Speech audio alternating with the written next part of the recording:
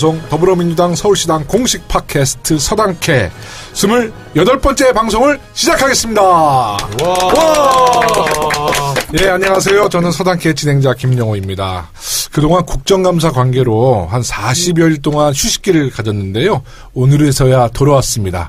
국정감사 대국민 브리핑 이제 일부를 시작하도록 하겠습니다.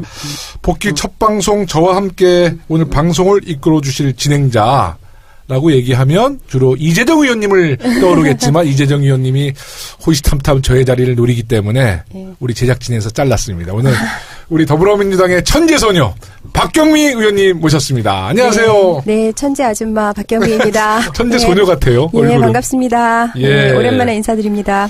예, 우리 복귀 첫 방송 함께 해주셔서 감사하고요. 초선으로서 이제 국정감사가 두 번째인데요. 첫 번째 국감과는 어떤 차이가 있었나요? 네, 작년 국감은 정말 얼떨결에 치렀는데 아시다시피 제가 이제 교문이다 보니까 네. 가장 핫한데 최순실 게이트의 네. 예, 진원지였죠. 네. 가장 핫한 그런 상임위에서 이제 하도 트레이닝을 강하게 받다 보니까 올해는 너무 자극이 없는 좀 밋밋한 뭐 그렇긴 했는데요. 여당 됐으니까. 예, 여당 됐기도 했고요. 네. 그렇지만 그 대형 이슈가 없어서 차라리 차분하게 정책 질의를 할 수 있었다는 게 또 장점이기도 했습니다. 네, 우리 예. 박경미 의원님이 지난해만 해도 이 눈빛이 좀 소녀의 눈빛인데 네, 지금 1년 이제 지났는데 눈빛이 아주 예리해졌어요. 예리? 그때 그 사람 같지 않아. 네, 네. 관찰력이 아주 뛰어나세요. 네, 또 오늘 국감 얘기에 사실 우리 당의 에이스 의원님들만 모셨거든요. 예. 특별 초대 손님 두 분을 모셨어요. 먼저 소개해드릴 분은 국회에서 가장 먼 거리의 지역구를 가지고 계신 분입니다. 제주도에서 풀뿌리 민주주의를 실현하면서 20대 총선을 통해 중앙 정치 무대까지 오르신 제주 서귀포의 핸섬보이 위성곤 의원님 모셨습니다. 안녕하세요. 예, 안녕하세요. 반갑습니다. 인사는 그래도 제주도 말로 한번 해주시죠. 네. 잘 못해요? 갑자기. 이거 너무 서울 사람 된 거 아니야? 서울에 하도 지내서 제주도 말을 까먹어버렸네. 지난번에 우리 우선 세미나 있어서 제주도 갔을 때 식당을 한번 같이 갔더니 제주도 현지에서 다 제주도 말로 하시더라고 의원님이. 아니 갑자기 생각 안 나면 하지 마. 일단 나중에 생각날 때 해주시고요. 원래 이제 지역을 기반으로 한 시민운동가 그리고 도의원도 3선을 역임하셨어요. 네, 풀뿌리 민주주의 확장을 위해서 정말 가장 이상적인 코스를 밟아왔는데요. 정치의 꿈을 어릴 적부터 갖고 계셨어요? 어릴 적부터는 아니고요. 네. 이제 대학 다니던 시절에 학생운동을 하면서 정치에 관심을 가졌고, 그리고 나서 이제 지난 2006년도에 지방에 진출을 하면서 정치를 하게 됐습니다. 세상을 바꾸고 싶은데 그것만큼 잘 안 되네요. 제주도는 많이 바뀐 것 같아요. 제주도는. 제가 많이 바꿨죠. 네, 그러니까요. 삼선 도의원, 현역 국회의원 하면 정말 많은 부분을 아마 개혁하셨을 거고 또 바꾸셨을 거라고 생각합니다. 아마 뭐 국정감사 등등 거의 모든 상을 다 휩쓰셨죠. 네. 지난해는 그랬고요. 올해는 어떻게 될는지 모르겠습니다. 그래서 동료 의원들이 되게 싫어해. 네, 저도 국감을 탁 뭐 자기가 이제 독식을 하니까 좋아하겠어요. 사실 그 촌에서 올라왔으니까 최남단에서 왔으니까 많은 분들이 이제 그 부분을 예쁘게 봐줘서 도와준 거라고 생각을 합니다. 근데 제가 한 가지 궁금한 게 지역구가 제주도면 그래도 이제 제주도 서귀포시예요. 서귀포. 국회 왔다가 제주는 제주대로 있죠. 서귀포시. 지역구는 서귀포시. 이걸 굉장히 강조하시는데 근데 국회 와서 지역구 근데 주로 일주일에 지역구는 주로 얼마나 한 번씩 내려가세요? 금기월내라고 합니다. 누구처럼 뭐 금기월내. 금기월내 하시는데 저희들도 이제 금요일 날 저녁에 내려가서 비행기 타세요? 예, 비행기 타죠. 그럼 마일리지가 보통이 아니겠는데? 보통이 아니죠. 네. 그 마일리지 싸가지고 하와이 갔다 오시고 막 그러는 거 아니에요? 앞으로 고민해봐야죠. 예. 그 얘기는 좀 나중에 하고요. 이제 진짜 또 우리 두 번째 특별 손님, 아마 지금 다 초선 의원님이시지만 이제 우리 이 특별 게스트 이분께서는 재선 의원님이신데 약간 이 스타일은 약간 중진 의원님 같으세요. 네. 당 대표의 포스? 이거 당 수석 대변인도 하셨고, 인천시장으로 좀 인천 기반을 그냥 딱 확보하고 계시고요. 현재 우리 당의 민생 상황 실장을 맡아 민생 지킴이로 활약하고 계신 인천 남동 을의 윤관석 의원님 나오셨습니다. 예, 안녕하세요, 여러분. 인천의 윤관석 의원입니다. 반갑습니다. 목소리가 당대표야. 네. 네, 우리 초선과 다르잖아요. 예. 네, 배고파서 일부러 크게 해봤습니다. 예, 인천 지역에서 노동시민운동가로 시작해서 지금은 정부 여당의 민생 상황실장을 맡고 계신데요. 요즘 민생을 위해 하시고 싶은 일이 정말 많으실 것 같아요. 또 야당 때와는 또 다르잖아요. 예, 그렇습니다. 우리 사회자가 아까 두 번째 국감이 어떻게 바뀌었냐 20대 국감이 이 역할 게임 체인지가 좀 된 거죠. 그래서 그 야당의 역할에서 여당의 역할로 왔는데 물론 지난 시기에 박근혜 정부 한 것도 적폐도 있고 하기 때문에 아직 섞여 있습니다만은 그동안에 민생이 너무나도 이제 무관심하게 그렇죠. 소외돼 버렸기 때문에 지금 저희가 새로운 정부가 출범하면서 여당 의원으로서 민생을 챙겨야 할 게 정말 많을 것 같습니다. 네. 그래서 대통령께서도 문재인 대통령이 상황실에 100일 일자리 상황실을 만들었지 않습니까? 네. 그래서 저희 당에서도 집권 여당이니까 원내에서 28명의 의원들이 참여를 해서 민생 100일 상황실을 만들어서 운영을 했어요. 그래서 우리가 몸이 아픈 곳이 있으면은 그것이 막 온몸의 중심인 것처럼 되지 않습니까? 이빨이 네. 아프면 하루 종일 이빨이 중심인 것 같고 발가락이 곪으면 발가락만 아프듯이 우리 민생이 아픈 곳이 국정과 의정의 중심이다 이런 네. 저희가 슬로건을 가지고 민생 현장 곳곳을 네. 같은 의원들하고 여러 군데 다녀봤는데 정말 이번 정부에서 민생을 여러 가지 경제, 주택, 문화, 교육 모든 곳에서 많이 좀 해결해야겠다 이런 각오를 다지게 됐습니다. 네. 오늘은 백팩 안 메고 오셨어요? 그 상징. 백팩은 메고 오다가 차에다 두고 왔네요. 깜빡하고. 저는 국회에 놔두고 왔는데 역시 선배님 다르십니다. 근데 저희가 이제 초선 의원님들은 저희가 그런 요청을 안 하는데 네. 이 당 대표의 포스 이런 네. 우리 민생 상황 실장님을 맡고 계시니까 특종 하나 좀 우리 청취자들에게 선물 하나 주셔야 될 거예요. 특종. 내년 지방선거 인천시장 나온다 안 나온다. 여기서 오늘 폭탄 선언 한번 하시죠. 박남춘 의원님한테 좀 죄송하네. 같은 상임인데. 아니 우리 사회자가 자꾸만 당대표 네. 포스라 그러니까 내년에 전당대회에 준비하시는 분들이 상당히 긴장하는 소리가 그러실 것 같아요. 사방에서 네. 들리고 네. 제 SNS에 그 참모들께서 정말이냐 그러지 말고 인천으로 가라 이렇게 지금 막 들어오고 있습니다 문자가. 네. 네. 인천에 이제 저희가 지난 선거에서 네. 안타깝게도 민주당이 지방정부를 처음 잡았다가 네. 14년 선거에서 뺏겼습니다. 1.8% 차이로. 야. 그래서 친박의 복심, 친박의 실세라고 스스로가 주장했던 유정복 시장이 네. 지금 인천시장 하고 있다 보니까 저희 당에서 이번에 반드시 네. 지방선거 내년에서 시장을 꼭 탈환해야겠다. 이래갖고 지역에서 여러 명이 거론이 돼요. 저는 그 중에 한 명인데 어떤 분은 강력한 후보라고 또 얘기하고 어떤 분은 그러지 말고 중앙에서 더 활동해라고 얘기하시는 분도 있고 그래서 많은 의견을 들으면서 고민 중에 있습니다. 그래서 우리 사회자에게 한 폭탄 선언은 모르겠어요. 좀 얘기하다가 뒤에 터뜨릴 수도 있어요.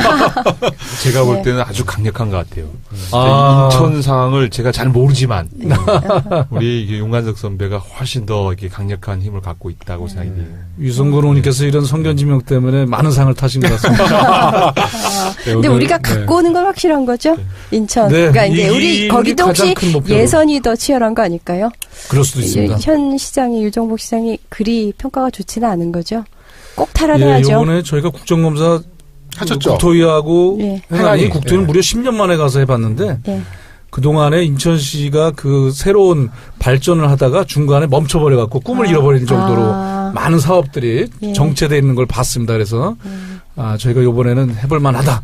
또 반드시 이길 수 있다. 이런 각오를 갖고 있습니다. 네. 네. 그러면 이제 국정감사 이야기 나왔고요. 오늘 주제가 더불어민주당 20대 국회 국정감사 대국민 브리핑이니까 국정감사 이야기를 이제 바로 하도록 하겠습니다. 인천 지역에서 이제 지역구를 주시고 또 이번에 국토위에서 인천 광역시를 또 국감을 나가신 거잖아요. 예. 야, 그러면 다른 의원님들보다는 훨씬 많은 정보와 또 지역 현황에 대해서 잘 파악하고 나가셨으니까 완전히 국정감사 분위기가 우리 의원님과 유정복 시장은 창과 방패 그렇게 봐도 되겠습니다. 예, 네. 저희가 창을 저만이 아니라 우리 같은 상임위 의원들하고 좀 나눠서 했는데 몇 번 쓰니까 방패가 바로 뚫리더라고요. 그러니까 그동안 칼이 좋은 거예요? 방패가 좀 부실했던 거예요? 네, 저도 방패가 부실했고요. 저희가 또 창을 집중해서 활용을 잘했습니다. 총을 들고 간 건 아니고요. 아닙니다. 그 정도는 아니었습니다. 그래서 얼마나 세게 하셨는지 유정복 시장이 국감 끝나자마자 이제 국토위하고 저희 행안위하고 그 다음날 기자회견을 자청해가지고 기자들을 불러가지고 국정감사에서 거론됐던 모든 이야기에 대해서 하나하나 반박을 하는 거예요. 다시 말해서 이건 국정감사를 인정할 수 없다. 뭐 이런 분위기였어요, 사실. 네. 행안위도 저희가 한 뒤에 저희가 23일 날 했는데 그렇죠. 27일 날 했는데 또 행안위 할 때는 제가 세게 했어요. 그 우리 김용원이 세게 한 데다가 또 자유한국당이 그때 마침 공교롭게도 보이콧을 한 날이었어요. 너무 좋았어. 전혀 수비가 없는 무방비 상태에서 막 그냥 창을 가지고 진군하셔갖고 골키퍼가 없는 그렇습니다. 골을 열심히 남으신 더욱더 아마 좀 아팠을 거라고 생각을 합니다. 근데 정말 그 자유한국당이 이제 국감 보이콧하고 불참았는데 너무 좋은 거예요, 분위기가. 그렇죠. 어땠어요? 너무 작년에도 첫 일주가 그랬잖아요. 네. 저희들도 마찬가지로 동해시도 마찬가지로 이제 저희들만 국감을 진행해서 정말 질의 충분히 하고 뭐 10분씩 했습니다. 10분씩 3번. 야, 충분히 하고 우리가 질문할 거 다 질문하고. 돌아오셨는데 피켓 들고 돌아오셨더라고요. 그래서 왜 왔냐고. 좀 더 쉬시지 이런 얘기했습니다. 저희는 자유한국당이 거부하던 날 그날 안타깝게도 현장 실사를 갔었어요. 그래서 진천으로 선수촌이 옮겼거든요. 태릉에서. 그래서 거기 가고 그다음에 평창 방문하고 그랬었는데 그날이 질의하는 날이었으면 정말 신났을 텐데 참 아쉬웠습니다. 저희 국토위도 마찬가지로 이제 현장 시찰 가고 자료 정리하는 날 이제 그때 보이콧을 해갖고 실제 진행 때는 이제 참석은 했었는데 이런 건 있어요. 보니까 우리도 이제 야당하다 여당해 보니까 약간 좀 포지션을 할 때 가끔 헷갈리기도 하는데 저쪽은 많이 헷갈리셔갖고 그렇죠.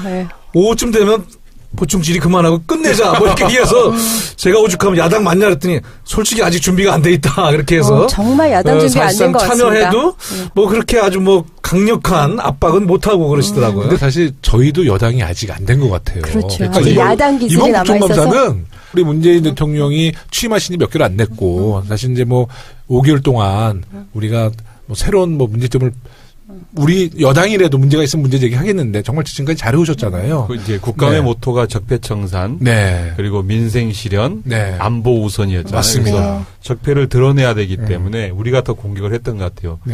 우리 박안주 선배 같은 경우는 상임위가 농해수위 세월호 관련해서 엄청나게 했습니다. 엄청나게 공격을 했고 또 이제 그것을 가지고 이슈도 만들어내고 이랬습니다. 생각해보면 9년 넘는 기간대 5개월이잖아요. 그러니까 뭐 우리가 실제적인 야당일 수밖에 좀 없는 국감이었는데 이번에는 그 더불어민주당이 완승했다 보고요. 그렇죠. 그리고 자유한국당은 이번에 존재감조차도 없었죠. 보이콧까지 했으니까. 그리고 의원회관에서 보면은 우리 당이 이제 한쪽으로 쭉 그 의원실들이 있고 그 맞은편들이 자유한국당이잖아요. 그래요? 근데 저희 3층은 그런데요. 밤에 불 켜 있는 거 보면 너무 극명한 대비가 이루어지는 거예요. 그리고 이제 우리 쪽 방에서는 뭐 컵라면 냄새, 막 치킨 냄새, 막 이러면서 막 늦게까지 막 치열하게 준비하는 그런 분위기고 그 여당은 특히 야당은 그죠. 긴 그 추석 연휴 동안 와 보면은 그 앞에 막 서류들 쌓여 있고 USB 담긴 봉투들, 그러니까 부처에서 갖고 온 것도 쭉 쌓여 있고 저 인간들은 도대체 뭐 하고 있나 뭐 이런 생각이 들었고요. 저희는 그 종합 감사할 때 밤 9시 반인데 저희 12명이거든요. 교문이 더불어민주당 여당이 12명 쫙 앉아 있고 자유한국당 11명 중에서 2명 앉아 있고 그래서 저희가 그 증거 사진을 찍어 가지고 SNS로 광범위하게 돌렸죠. 잘하셨습니다. 12대 2. 일단은 이제 윤관석 의원님에게 좀 집중 이제 질문을 좀 하겠습니다. 우리 국토위에 대한 이야기인데요. 이제 국토위의 가장 큰 이슈가 주택 문제일 텐데요. 현재 우리 정부가 주택 가격 안정화를 위한 다양한 정책을 펼치고 있는데 우리 윤관석 의원님께서는 이번 국감에서 어떤 부분에 초점을 맞추셨나요? 예, 우리 국토위도 이제 적폐청산이라면 이제 4대강 정도가 있었습니다. 네. 뭐 4대강 문제에 대한 폐해는 많이 알려졌는데 이번에 다시 감사를 시작하지 않습니까? 네. 이게 이제 사업 타당성 감사만 했는데 드러나지 않았던 과연 이게 제대로 진행이 됐는가 또 제대로 권한을 행사했는가에 대한 직무 감찰을 포함한 그런 감사가 또 진행이 되고 있고 여전히 여파가 남아있기 때문에 그게 좀 일부 있었고요. 제가 주력했던 것은 이제 파리 부동산 대책 잘 아시지 않습니까? 일부에서 집값이 막 들썩들썩 올라가고 했기 때문에 이게 이제 가계부채도 지금 1,400조 달하고 연동됐을 때 큰 나중에 문제가 발생할 수 있어서 정부에서 파리 부동산 대책을 김현민 우리 국토부 장관이 들어가서 발표하지 않았습니까? 그래서 이 부분이 이제 얼마나 적절한지 또 평가는 어떤지 보완책은 없는 것인지 또 실제 어떠한 내용으로 우리 주택의 실수요자인 사회 취약층이라든지 청년층이라든지 뭐 이런 분들에게 도움을 주고 있는 것인지 이런 것들에 대한 질의를 많이 집중적으로 했습니다. 네.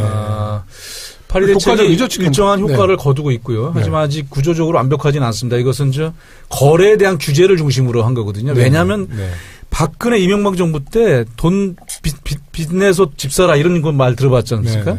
그런 식으로 집을 하나의 우리 국토부 김현미 장관이 취임사 얘기했던 국민의 집을 국토로 한 것이 아니라 하나의 투기 수단으로 또는 시장 경기의 조절 수단으로 이걸 사용하다 보니까 엄청난 문제가 많이 쌓여 있었습니다. 그러다 보니까 규제를 일단 좀 집중적으로 요번에 문제를 삼았던 것이고 그러나 보다 근본적으로는 수요 공급의 법칙에 의해서 적절한 공공주택들이 싼 값에 공급이 많이 돼야 됩니다. 근데 그런 것들 공공주택은 또 굉장히 공급이 부족해 왔었거든요. 그래서 이 포함한 대책까지가 보완이 돼야지만 좀 더 확실하게 시장이 안정될 것 같은데 이것이 정부에서는 지금 주거복지 로드맵이라고 해서 준비를 하고 있어요. 11월 달에 발표한다고 했기 때문에 기다리고 있는데 거기에 청년층이라든지 신혼부부라든지 뭐 취약계층에 대한 대책들을 좀 담아라.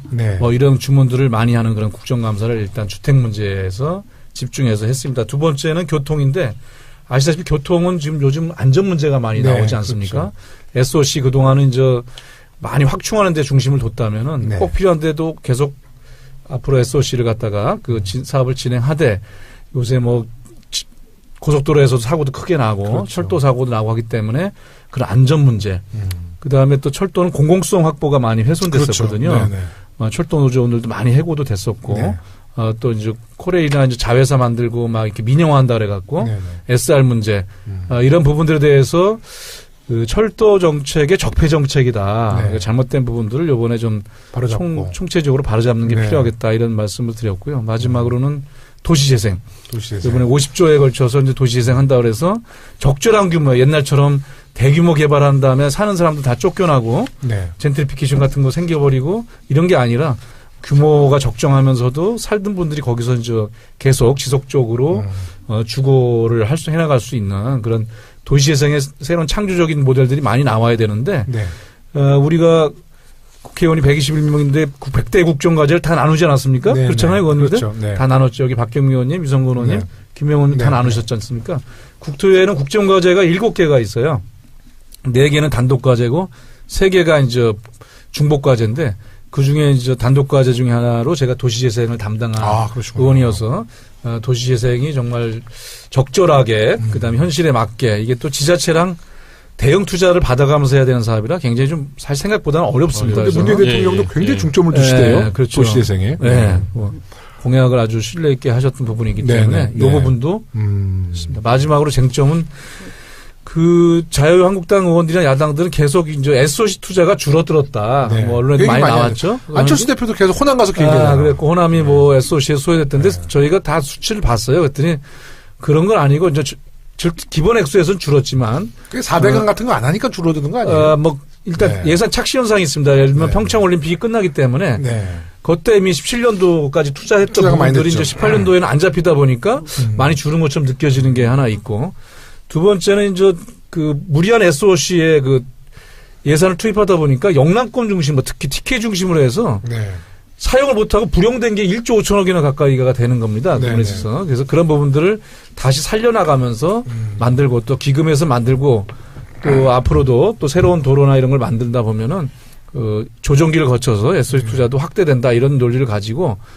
또 이런 근거를 가지고 많은 이제 논쟁을 하면서 네. 정부가 이제는 뭐 SOC를 위한 SOC가 아니라 정말 그 사람 중심의 SOC, 그다음 네. 사회의 지속성을 가져오는 SOC 이런 것들을 예산을 적절히 투자할 수 있게 이렇게 우리 동료 의원들과 함께 국감을 치렀습니다. 근데 국토위 의원님, 죄송합니다. 국토위 의원님 말씀을 좀 들어보니까 네. 그 이명박 전 대통령의 이제 무상급식, 그러니까 이명박 전 대통령이 이제 무상급식을 먹게 된대요. 네. 무슨 뜻인지 아시죠? 근데 예. 그 이명박 대통령의 무상급식은 이제 윤관석 의원님의 손에 달렸다. 이제 이런 얘기를 하는데 이명박 정부에서 강행했던 경인운하 사업의 실태에 대해서 꼼꼼하게 이제 들여다보셨다는데. 예, 경인운하 또 제가 인천 지역 의원이고 네.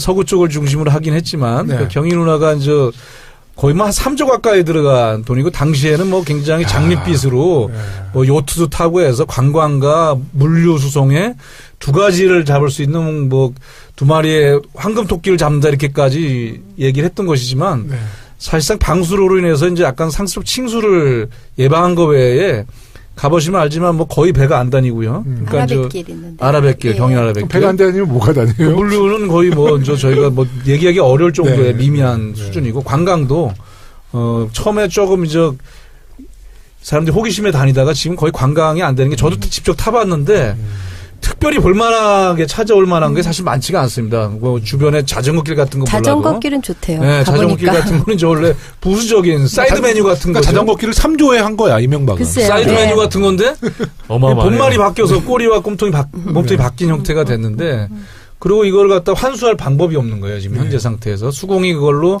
엄청난 부채가 많이 발생을 했죠.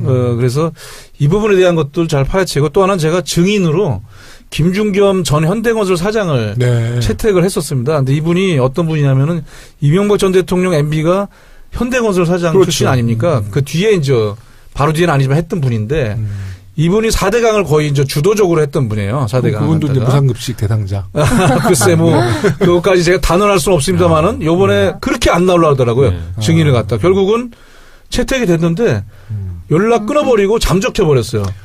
그래서 국회법으로 뭐. 그래서 국회법으로 제가 당연히 이제 그 고발을 해달라고 요청을 해서 이제 간사간 협의를 거쳐야 되는데 이분이 4대강 주도하고 그 뒤에 MB정부에 어디로 갔냐면은 한전사장으로 갔습니다. 한전사장. 그러니까 영전을 뭐 계속 거듭했던 거죠. 그래서 뭐 다른 분들 통해서 꼭 나가야 되냐 제발 좀 해서 내가 살살 물어보겠다 좀 나오셔라 했는데 회의책에도 그냥 아랑없이 안 나버렸어요. 그래갖고 이제 MB 쪽이 굉장히 머리가 그렇습니까? 명확하지. 그래서 그 부분 다루면 아마도 조금 더 4대강의 근본적인 문제가 MB까지 연결된 게 나오지 않을까. 박근혜 정부랑 MB 정부는 이제 두뇌의 문제 같아요. 박근혜 정부는 조금 뭐 우리 팟캐스트는 이제 용기 있는 고품격 방송이라서 더 이상 얘기는 안 하겠습니다. 아까 무상급식 얘기하셔서 우리 다 3명 다 눈이 동그래졌거든요. 예? 근데 이제 재치 있는 비유였어요. 저희 당 모 의원님께서 계속 이명박 대통령 무상급식 얘기를 계속 줄기차게 하는 분이 계세요.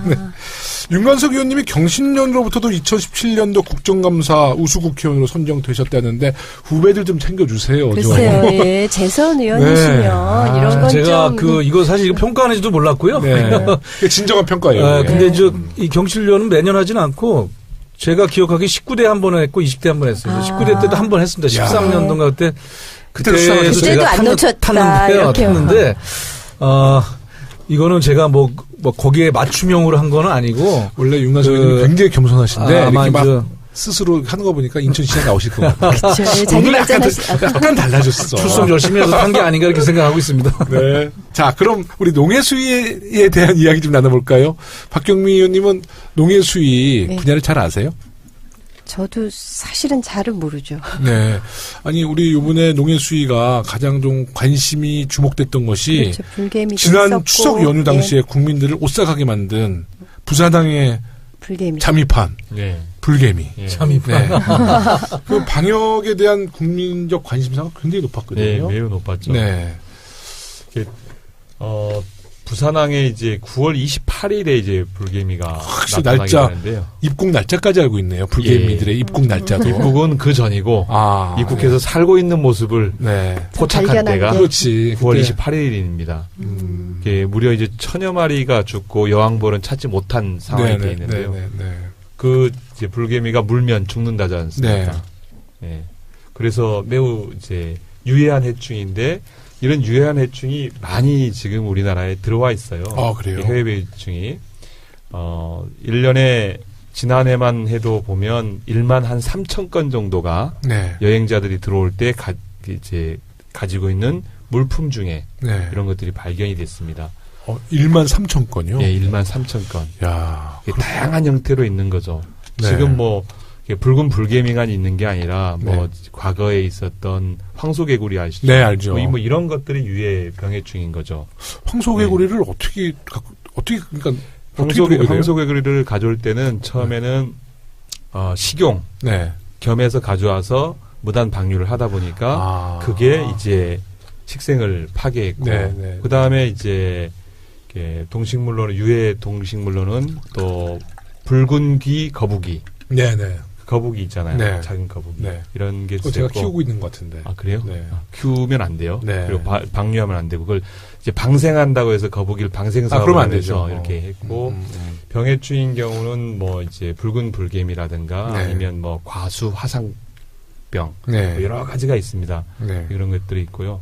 그리고 1년에 이제 2012년부터 지금까지 483헥타 축구장 676개 정도 되어지는 면적에 피해를 발생시켰습니다. 엄청나네요. 그러니까 AI와는 좀 다른 거죠. 다른 거죠. 병해충은 다른 거죠. 그렇게 많이 AI는 이제 전염병이고. 전염병이죠.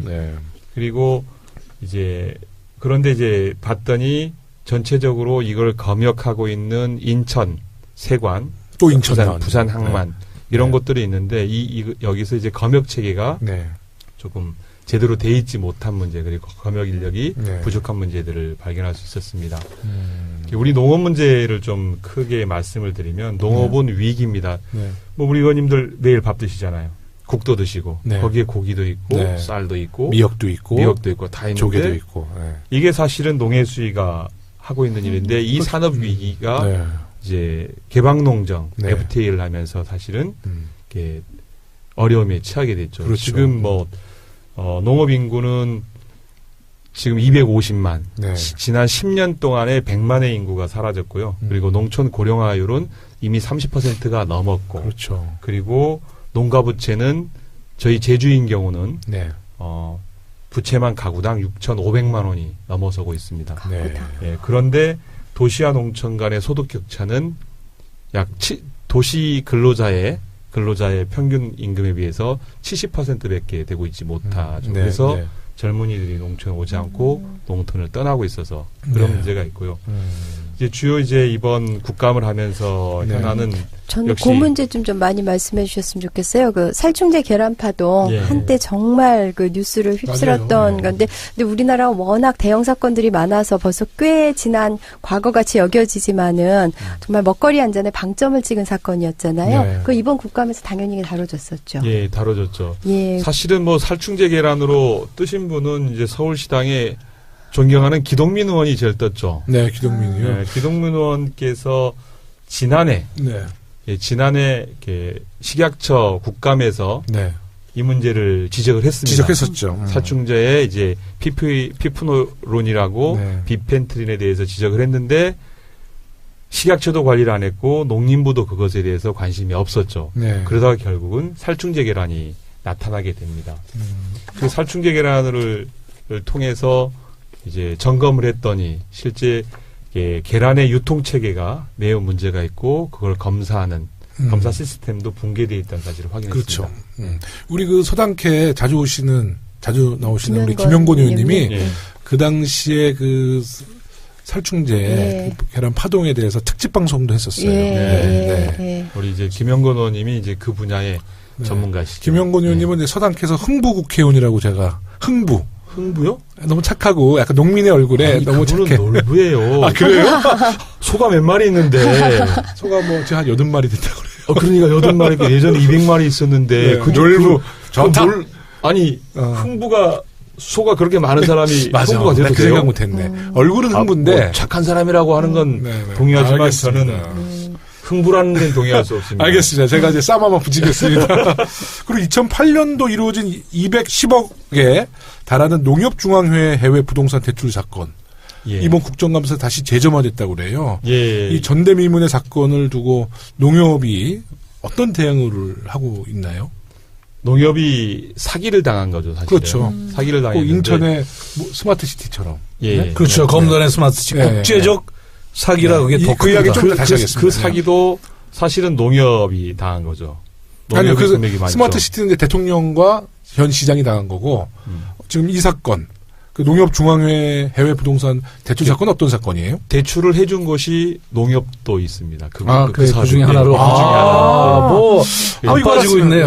네. 농협이 이제 이런 투자를 했는데 투자 기법이 없는 이제 경제 지주를 2012년에 경제주주로 가게 되어지는데 경제주주로 가기 위해서 준비를 하는 단계에서 이런 경험 없던 투자를 하게 되어집니다. 그래서 이렇게 사기를 당하게 되어지는데 사기였는지 아니면 의도적으로 이제 정권에 이거 입맛 맞추게 해줬는지는 모르겠습니다. 어떻든 간에 캐나다 토론토의 복합건물 PF 대출 사건인데 210억 원을 대출해줬는데 설립된 지 하루밖에 안 된 시행사에 대출을 해준 사건입니다. 그래서 지금 한 푼도 받지 못했습니다. 그 시행사 대표는 우리 한국 사람이에요? 예, 그렇죠. 한국 사람이죠. 끝까지 좀 쫓아야겠는데. 예, 지금 우리 존경하는 김영곤 의원님께서 우리 놀부 김영곤께 쫓고 계십니다. 그럼 주걱 갖고 그냥 뺨때기 팍 때리는 거 아니야? 또 그 세월호 사고를 우리 농해수위에서 굉장히 집중적으로 이제 관심을 갖고 질의를 많이 하셨는데요. 지난 정부의 특조위 방해 활동에 대해서 많은 지적이 나왔죠? 예, 세월호 관련해서는 이제 저희 소관위원회고, 우리 이제 박완주 의원님께서는 세월호가, 인지 시점. 이게 청와대 이제 문건 사건이, 조작 사건이 시행령 조작 사건과 더불어서 9시 30분에 보고됐던 게 탄로가 났잖아요. 그렇죠. 30분 더 빨리 알게 된 거죠. 그런데 실제 이제 해경 상황실하고 BH하고 통화 내용을 확인해 봤더니 9시 20분 32초에부터 9시 21분 36초까지의 이제 통화 내용입니다. 지금 읽는 게 해경청에서 전화를 이제 받습니다. 감사합니다. 상황실장 누구누구입니다. 청와대가 수고하십니다. 청와대 위기관리 상황실인데요. 해경청에서 했더니 BH에서 뭐라고 얘기하냐면 진도에서 그 여객선 조난사고 신고 들어왔습니까? 벌써 알고 있었다는 얘기네. 벌써 알고 있었던 거죠. 이게 이번에 밝혀진 사실이죠. 이 사건 이제 이렇게 밝혀졌고 이런 걸로 이렇게 본다라면 이미 청와대는 이전의 사건의 인지를 하고 있었다. 그렇죠. 그렇게 보아진다라면 최초의 보고가 10시가 아니다. 이렇게 결론이 떨어지는 것 같습니다. 그리고 아울러서 이게 저희는 이제 저는 이제 관련해서 특조위 방해가 많았죠. 참사법이 만들어지고 나서 이제 김재원 의원부터 시작을 해서 김재원 의원이 그 박근혜 대통령 마지막 정무수석이죠. 거기 뭐 예산을 삭감해야 한다는 등 그리고 뭐 이렇게 사퇴를 한다는 등 이렇게 헤어지면서 실제 많은 방해 행위를 했던 그런 것들을 지적을 했습니다. 왜 진실을 이렇게 특조위가 진실을 밝히려고 하는데 왜 특조위 활동을 방해했는지. 지금 이번에 보궐선거 다시 들어왔잖아요. 이제 가서 물어보세요. 왜 방해했냐고 직접. 가서 물어보세요. 왜 방해했어? 한번 물어보세요. 요새 발언을 잘 안 하더라고 김재원. 정계특위 간사로 저랑 만나고 있습니다. 그러세요? 근데 노키로 계속 가고 있나요? 발언 안 하면서 특위 회의를 잘 안 하려고 하고 있습니다. 아직도. 하셔야 되는데. 그러니까. 하여튼 김재원 정무수석이 그 정무수석 마지막 그만둔 뒀을 때 이제 대통령 그때 박근혜가 탄핵되기 전인데 정무수석 그만두는 날 지인들한테 문자 보냈다는 그 내용이 생각이 나요. 네, 그런 일이 있었죠. 위해서 기도해달라고. 그리고 탄핵되고 나서는 대통령 옆에 없더라고. 뭐 그랬던 것 같고요. 네.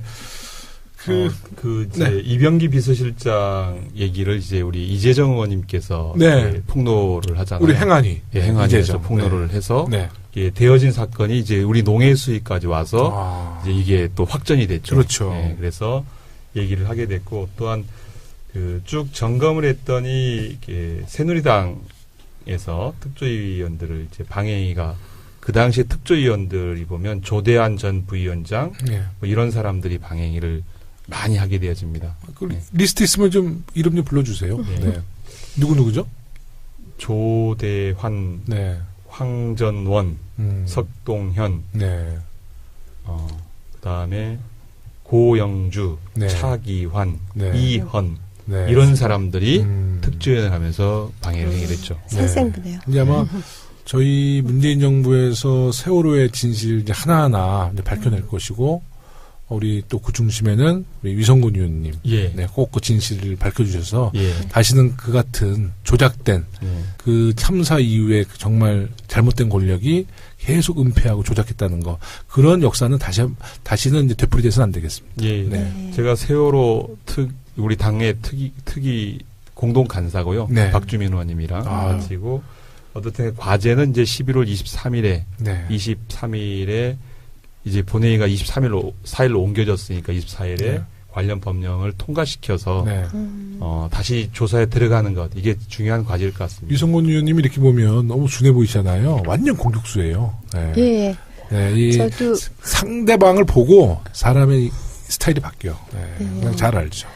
세월호 그 목포 신항에 같이 갔었는데요. 확실히 그 세월호 그 특위에서 일하셔서 정말 잘하시더라고요. 아주 날카롭게 질문을 던지셔서 저도 그때도 감동을 받았습니다. 앞으로 제가. 그러라 하시는 거죠? 열심히 공격수 해보겠습니다. 목포 신항에서 그리고 이번 농해수위에서 이제 해경이 다시 부활해가지고 해경이 이제 변화해야 될 점에 대해서 많이 지적하셨는데요. 마지막으로 해경이 국민들로부터 신뢰받기 위해서는 어떤 부분이 좀 혁신이 돼야 될 거라고 보세요?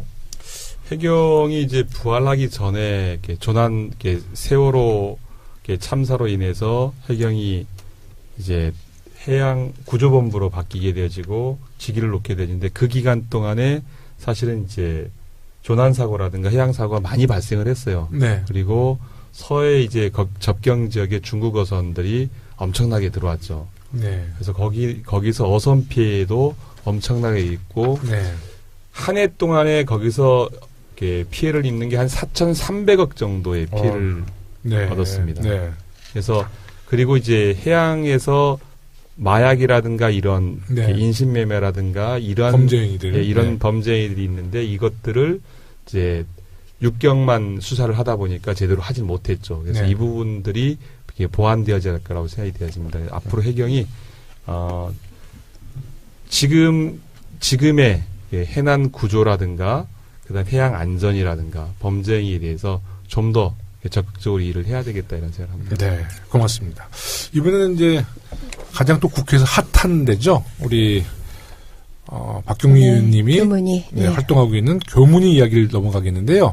우리 일단은 교문위 자유한국당 의원님 명단 좀 한번 쭉 해주세요. 그래야지 이게 방송이 재밌어질 것 같아. 일단 뭐 최고의 투사. 전희경 의원을 비롯해서 잠깐 그분은 요번에 뭐 상임위를 운영위에 하루짜리로 들어와서 사고를 치셨던 분 아니에요? 그래서 거기를 폭튀라고 하던데 폭로하고 튀었다. 그래서 전희경 의원님, 뭐 이은재 의원님은 우리 조희연 교육감님의 그 작년에 아주 국민들로부터 사퇴하세요. 그것도 있었고 그다음 마이크로소프트 그러니까요. 것도 있었고. 근데 요즘 많이 조용해지신 것 같은데. 근데 또 굉장히 집요하세요. 다시 또 부활하셨습니까? 그다음에 뭐 이장우 의원. 누구요? 이장우 전 최고위원님. 곽상도 의원. 한선교.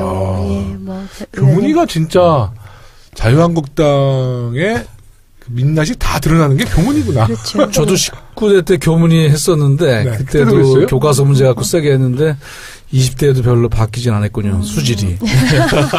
수질이 더 나빠진 것 같은데요. 사실 지난해 그 최순실 게이트의 시발점이 이제 교문위에서 시작이 됐고. 그렇죠. 예. 20대 국회 국정감사도 적폐 청산의 핵심인 그렇죠. 또 상임위가. 일단 교육부는 국정역사교과서 진상조사위원회가 있고요. 네.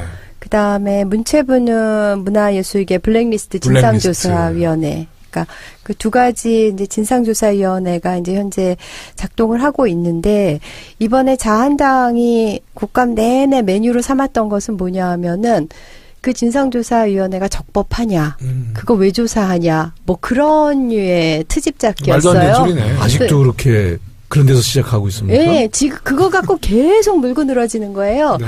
그래서 저는 이런 생각이 들더라고. 우리가 도둑이 들었어요. 그래서 도둑을 잡았어요. 네. 그랬더니 당신 뭐 도둑 잡는 라이센스 있어? 막 그러면서 시비 거는 거랑 이거 비슷한 거 아닌가. 그렇지. 정말. 당신 경찰이야? 예, 찍내봐 이거잖아. 그렇죠. 예, 예. 거의 그런 격으로 볼 수 있을 것 같을 정도. 근데 정말 그러니까 그냥 한번 슬쩍 언급하고 지나가는 정도가 아니라 네. 그 근거 법령은 무엇이냐. 그다음에 그 진상조사위원회에 있는 사람들 몇몇 하나하나 자격 조건을 가지고 따지고 뭐 등등. 정말 도를 지나치게 이번에 우리 계속. 박경미 의원님은 백남기 어르신 그 사인 관련돼서도 많은 문제 제기를 했다고 그래요. 아, 그 사인. 서울대학병원 원장한테. 보다도, 예. 그, 지금 이제 서창석 원장이 네. 아직도 자리를 지키고 있어요. 왜요? 물러나라고. 네. 사실 여기서는 우리가 여야가 같은 네. 목소리를 냈는데 네. 서창석 물러가라. 물론 네. 이제 우리 여당과 야당이 물러가라는 이유는 다르죠. 저쪽에서는 그 사인을 번복하게 만든 것에 대해서 이제 경로에서 책임지고 물러가라는 거고 이유는 다르지만 어쨌든 오랜만에 한 목소리를 냈어요. 서창석 네. 나가라는 거. 근데 지금 서울대 병원 이사회의 이사장이 서울대 성낙인 총장이거든요. 네, 네. 그래서 3분의 2의 요구가 있으면 이사들 네. 그러면 이제 해임을 건의하는 이사회를 열 수가 있어서 네. 그거를 개최하겠다는 답을 얻어냈어요. 네. 근데 좀 이따가 또 말 바꾸기를 하긴 했는데 어쨌든 압박은 최대한 하려고 합니다. 네. 그리고 아까 그 역사교과서. 예, 그 진상조사위원회 여기에 대해서 딴지거는 자유한국당 의원들을 보면서 저는 또 어떤 생각도 들었냐면은요. 반민특위 있잖아요. 네. 그 일제 강점기의 친일파 반민족 행위를 조사했던 그 반민특위. 네. 그게 제대로 활동을 했었어야 되잖아요. 그럼요. 그런데 이제 이승만 대통령도 그 반민특위 활동을 비난하는 담화를 여러 차례 발표하기도 네. 했었죠. 네. 그리고 당시 국회의원들이 또 반민특위 활동이 사회 불안과 불안감을 조성한다. 네. 그래서 이제 공소시효를 단축하는 내용의 개정안을 제출하기도 했었잖아요. 꼭 그 반민특위 활동을 방해했던 그 자들이 연상이 되더라고요. 이번에 그 진상조사를 그 막는 자한당 의원들의 행태를 보면서. 굉장히 표정은 안 그런데 이 말 내용 보면 제일 살벌해. 아, 그런가요? 예. 반민특위의 교훈처럼 우리가 약하면은 네. 그 정당성이 깨지는 겁니다. 그리고 역사를 바로잡지 못하는 겁니다.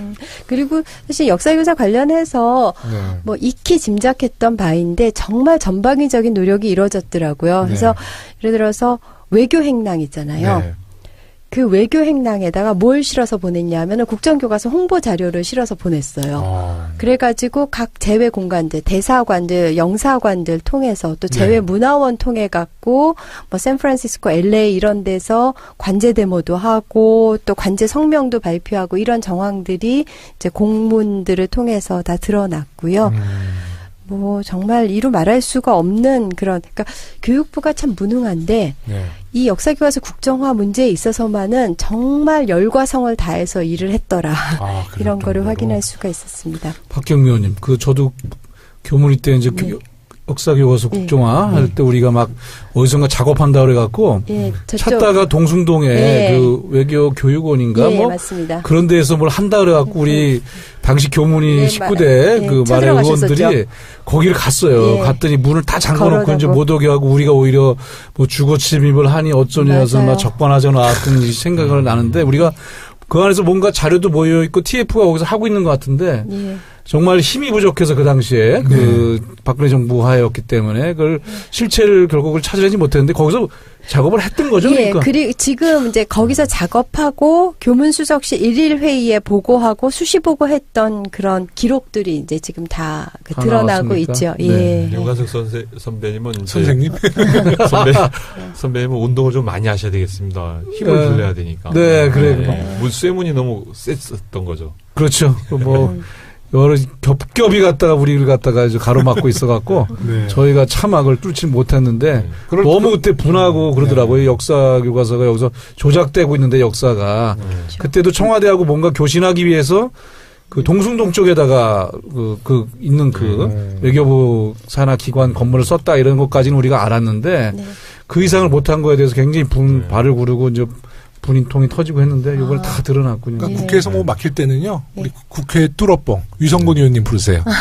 네, 잘 뚫을 거야. 윤관석 선배님 부르요. 윤관석 선배님이 요새는 헐크가 되셔가지고 네. 힘이 있으시니까. 네. 네. 아침마다 운동하시잖아요. 네, 그렇죠. 네.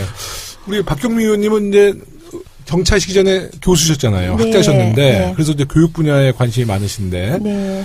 그 문재인 대통령 공약인 일수업 이 교사제를 예. 추진하는 것과 관련해서 설문조사를 한번 하셨어요? 예, 뭐 네. 국감 준비하면서 참 많이 하신다. 서울시에서는 그를 그 협력교사제라는 이름으로, 세종시에서는 학습도우미라는 이름으로 이제 그런 제도를 실시하고 있는데 효과성이 꽤 높고 호응도가 높다라는 걸 이제 보여주고 보조교사제를 좀 추진하는 그런 동력을 좀 얻어보려고 했고요. 네네.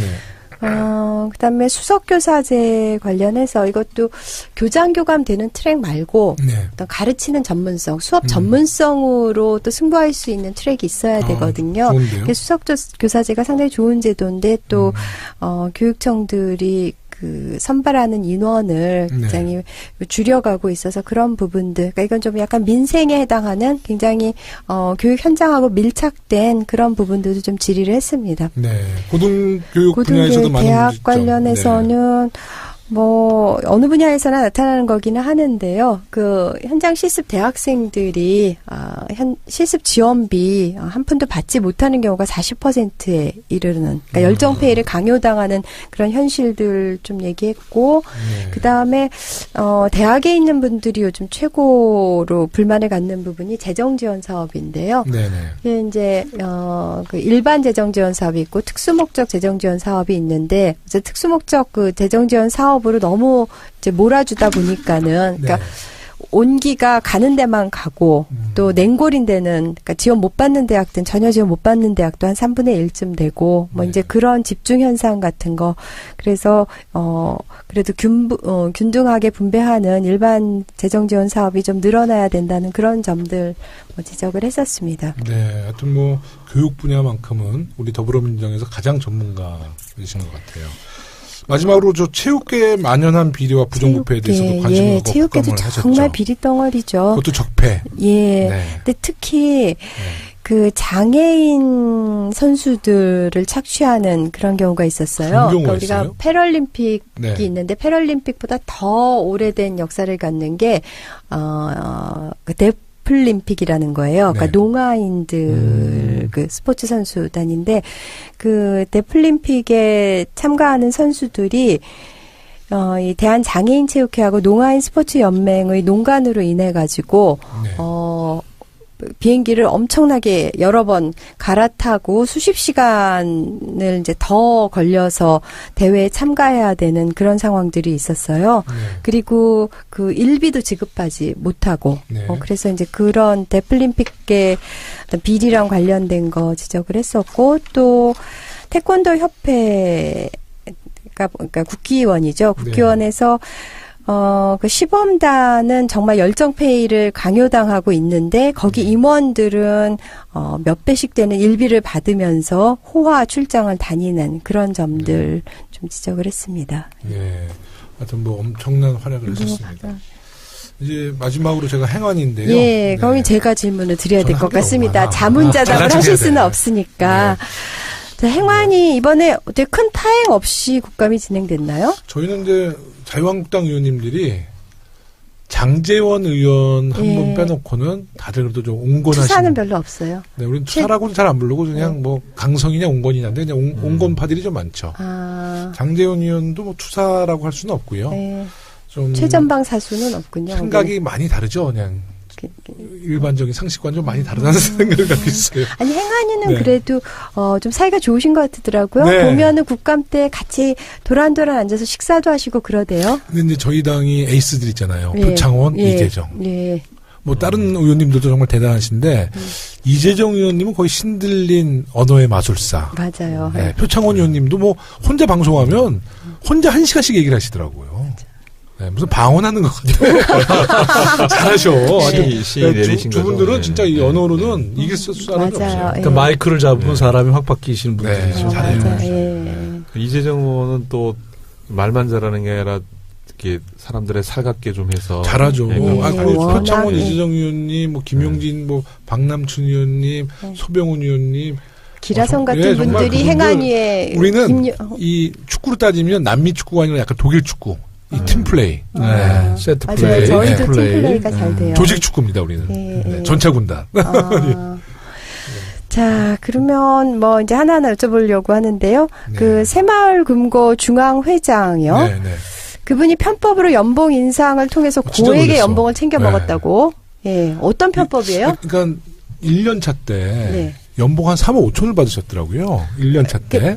그냥 액면으로 그냥. 그냥 그 전에도 그렇게 받았나 봐요. 근데 2년 차부터 연봉 10억을 받기 시작하세요. 그러니까 이게 특히 그 새마을금고는 새마을금고 중앙회장이 그렇게 연봉을 많이 받나요? 그쪽이 생각보다 원래 좀 사각지대 비슷해갖고 많이 받는데 이 15억이요? 10억. 네. 아니 그냥도 처음 시작점도 3억 5천이라니까. 3억 5천인데 본인이 취임하고 나서 1년 후에 10억으로 그 연봉을 올려요. 아니 그러니까 어떤 규정을 바꿔서요? 그래서 이사회를 소집했는데 이사회를 소집했는데 자기 친인 다 거의 뭐 반대 안 하고 거의 거기 조직이 원래 그래요. 그래서 이제 내가 강력하게 문제 제기를 했어요. 뭐 자기는 이제 나름대로 절차를 밟았다는 것이지만 이게 서민금고에 또 대한민국 정말 국민들이 상식적으로 이해할 수 없는 문제잖아요. 그래서 제가 정말 광화문에서 그 말금고 중앙회 이사장님이 이 광화문에서 10억 받는다 그러면 돌 맞는다고 그랬어요, 제가.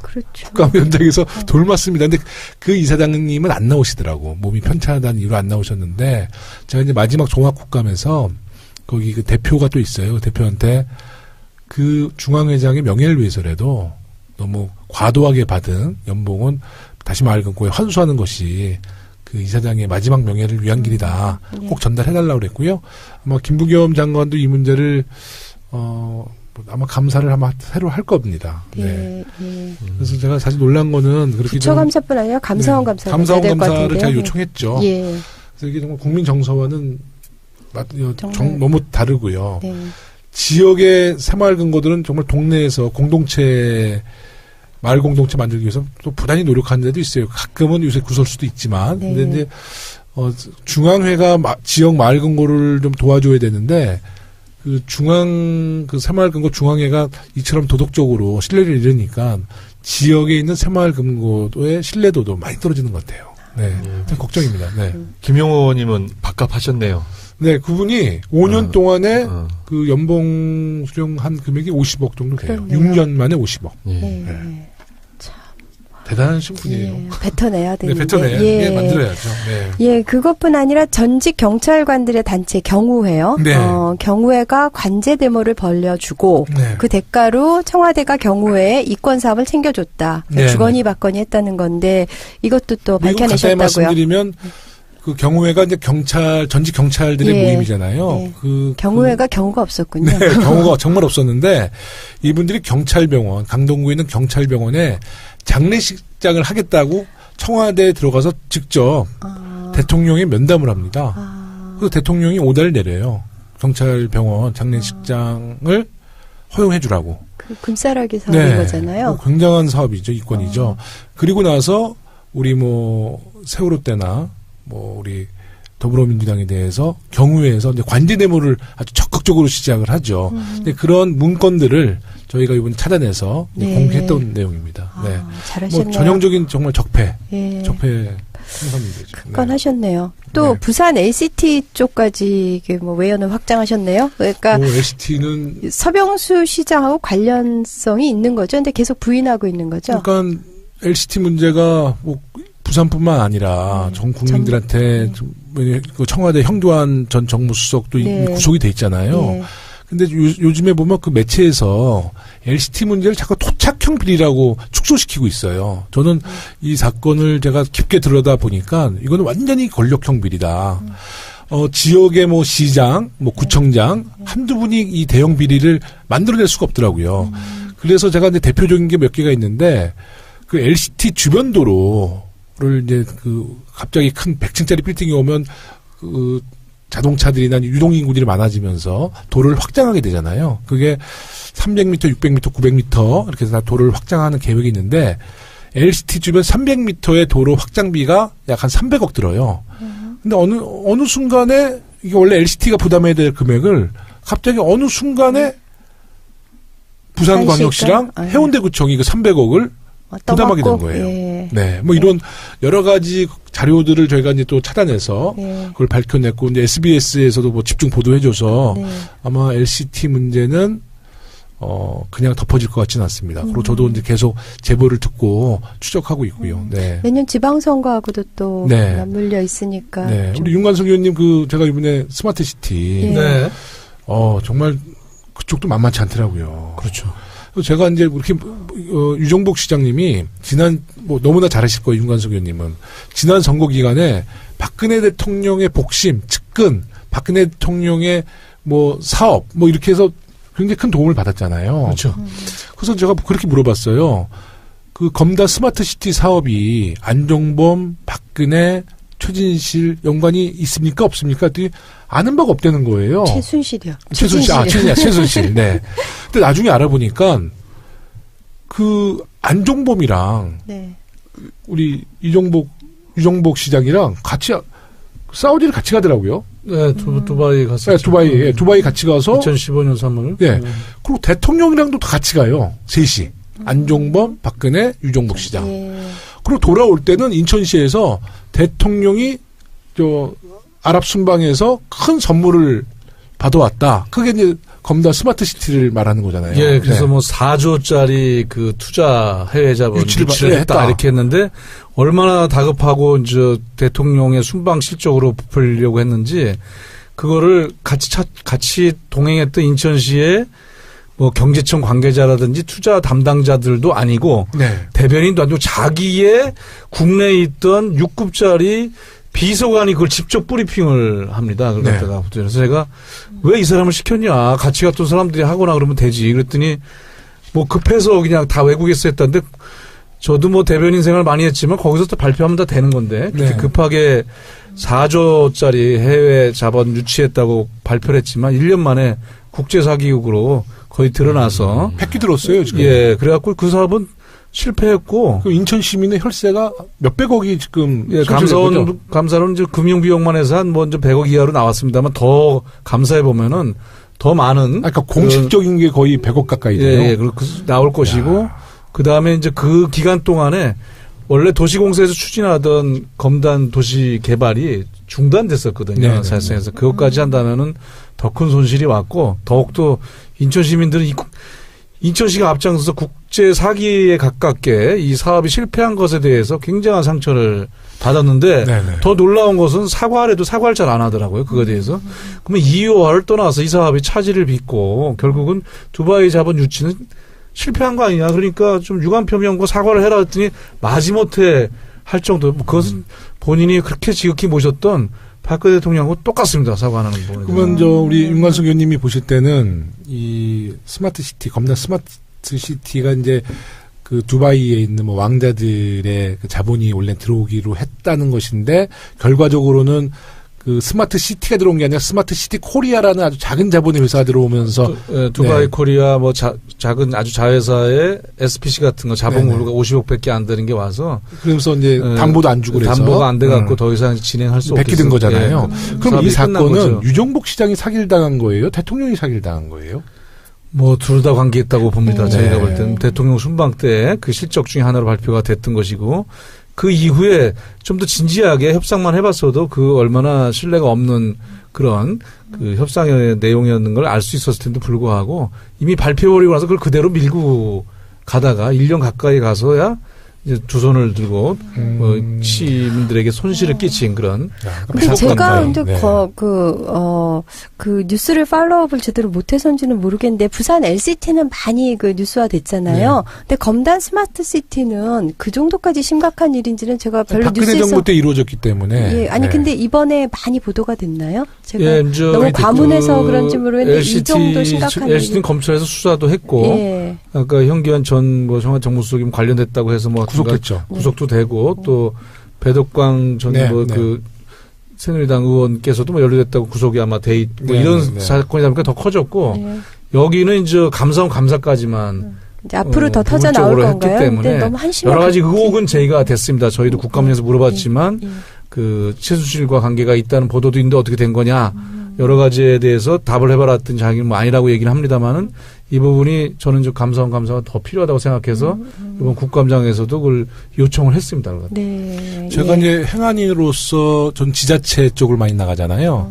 대구시에 대구광역시에 가서는 이제 권영진 그 대구시장 그 지역은 이제 하수 슬러지 처리라는 게 있는데 그 사업체 선정에 굉장히 많은 의혹이 있어서 얘기를 했고요. 뭐 부산은 서병수 시장의 LCT, 인천은 유정복 시장의 스마트 시티. 그래서 도시마다 돌아가면서 한 건씩 하셨군요. 정말 그 적폐라는 것이요. 특히 저희 지방정부 말고 자유한국당 지방정부는 너무나 많은 토 세력과 유착 관계가 있다는 것을 제가 정말 직감하고 왔어요. 정말 다 그쪽 광역단체장인 도시들이네요. 그러니까 하수 슬러지 처리 사업체 선정 문제는 권영진 시장은 절차를 밟았다. 그러니까 그 대구 광역시의 시의원들이 한 30분이 원래 반대를 하다가 마지막에 설득을 당해서 통과를 시켜주는데 구성을 보니까 26명이 자유한국당이에요.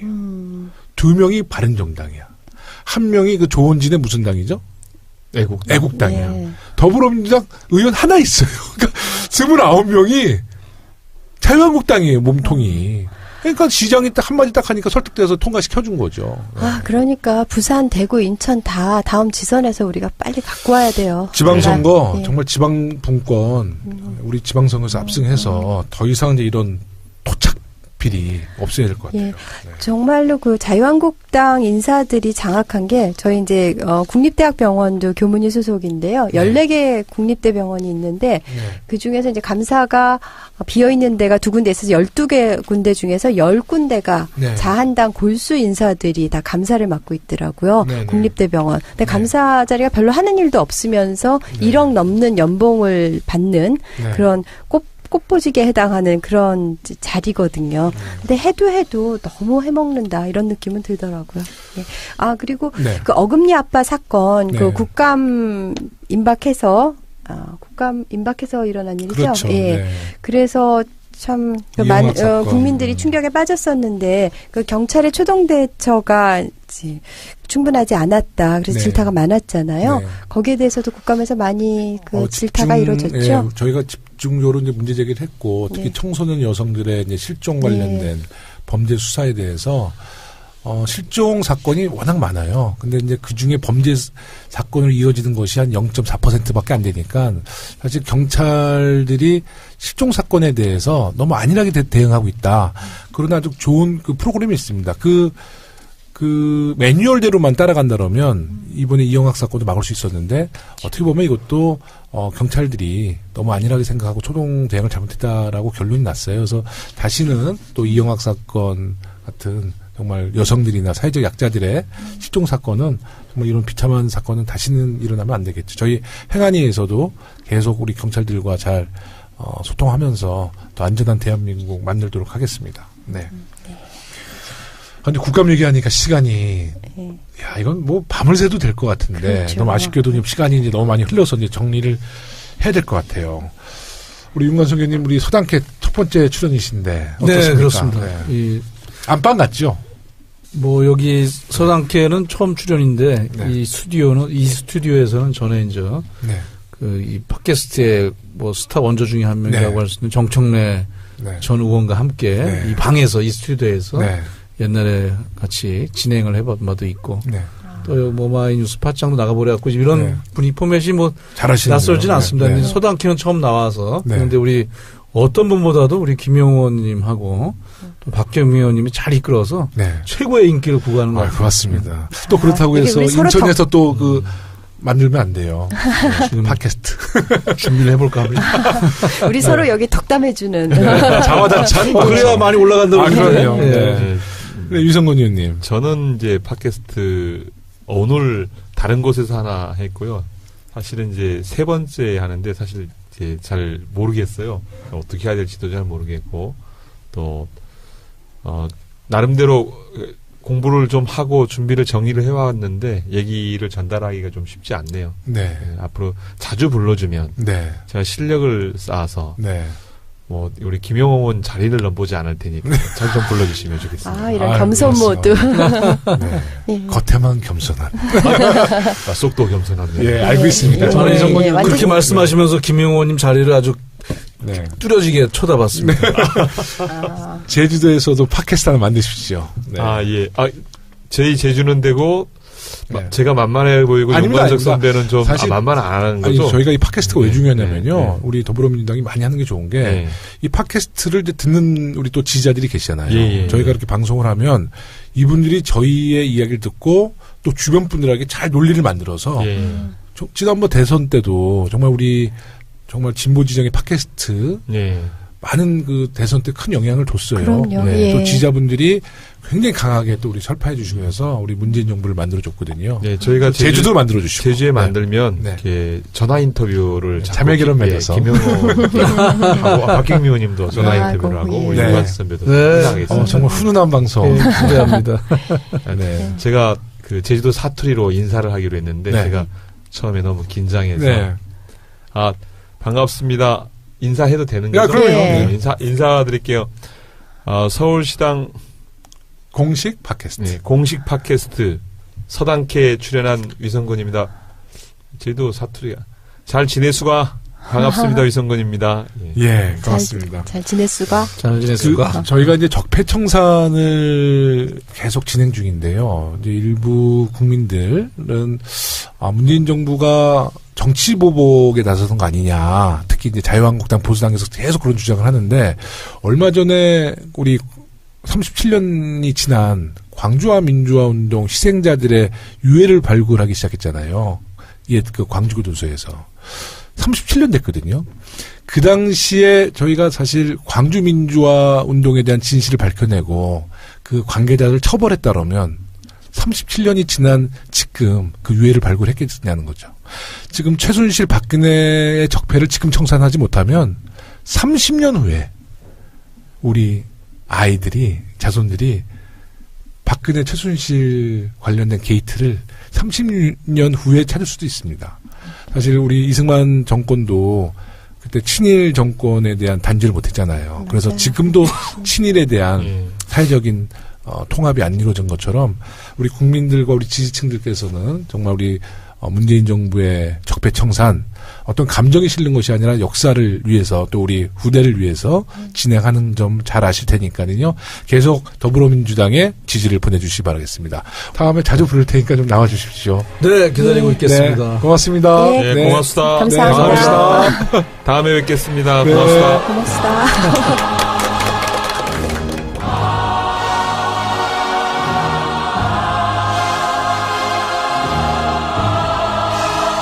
계속 지속적으로 주거를 해나갈 수 있는 그런 도시재생의 새로운 창조적인 모델들이 많이 나와야 되는데 우리가 국회의원이 121명인데 100대 국정과제를 다 나누지 않았습니까? 그렇잖아요, 의원님들. 그렇죠. 다 나눴죠. 여기 박경미 의원님, 유성건 의원님, 김영호님 다 나누셨지 않습니까?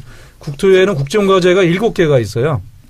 4개는 단독과제고 3개가 이제 중복과제인데 그중에 이제 단독과제 중에 하나로 제가 도시재생을 담당한 의원이어서 도시재생이 정말 적절하게 그다음에 현실에 맞게 이게 또 지자체랑 대형 투자를 받아가면서 해야 되는 사업이라 굉장히 좀 사실 생각보다는 어렵습니다. 그런데 문재인 대통령도 굉장히 중점을 두시대요. 그렇죠. 도시재생에.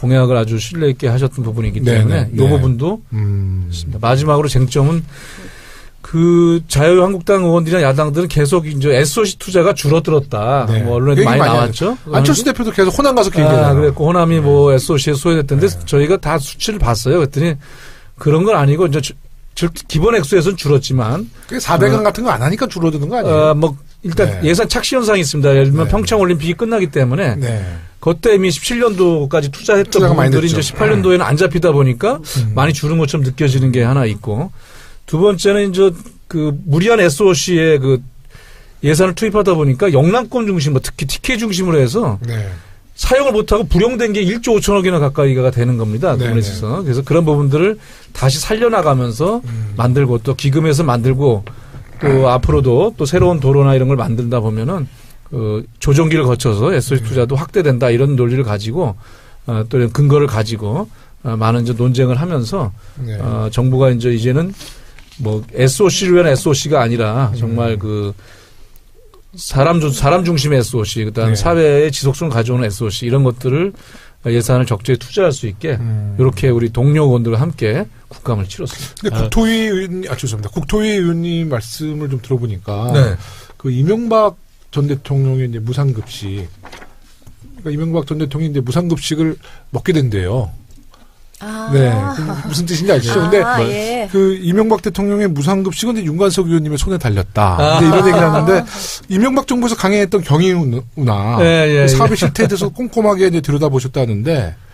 경인운하 또 제가 인천 의원이고 서구 쪽을 중심으로 하긴 했지만 그 경인운하가 이제 거의 뭐 한 3조 가까이 들어간 돈이고 당시에는 뭐 굉장히 장밋빛으로 뭐 요트도 타고 해서 관광과 물류 수송에 두 가지를 잡을 수 있는 뭐 두 마리의 황금 토끼를 잡는다 이렇게까지 얘기를 했던 것이지만 사실상 방수로로 인해서 이제 약간 상습 칭수를 예방한 거 외에 가보시면 알지만 뭐 거의 배가 안 다니고요. 그러니까 아라뱃길 있는데. 아라뱃길, 경인 아라뱃길. 배가 안 다니면 뭐가 다녀요? 물류는 거의 뭐 저희가 뭐 얘기하기 어려울 정도의 미미한 수준이고 관광도 처음에 조금 이제 사람들이 호기심에 다니다가 지금 거의 관광이 안 되는 게 저도 직접 타봤는데 특별히 볼만하게 찾아올 만한 게 사실 많지가 않습니다. 뭐 주변에 자전거길 같은 거 자전거길은 좋대요. 자전거길 같은 거는 저 원래 부수적인 사이드 메뉴 같은 거. 자전거길을 3조에 한 거야 이명박은. 글쎄요. 사이드 메뉴 같은 건데 본말이 바뀌어서 꼬리와 몸통이 바뀐 형태가 됐는데